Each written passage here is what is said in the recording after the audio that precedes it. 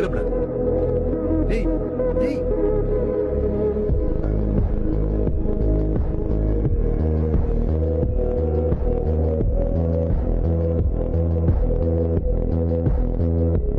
இதெல்லாம் என்னன்னு தெரியுமா?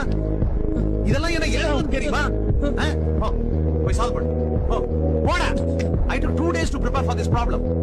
6 books ரெஃபர் பண்ணிருக்கேன். இவ்வளவு ஹோம்வொர்க் பண்ணி ப்ராப்ளம் சால்வ் பண்றேன். How painful it is for me. என்ன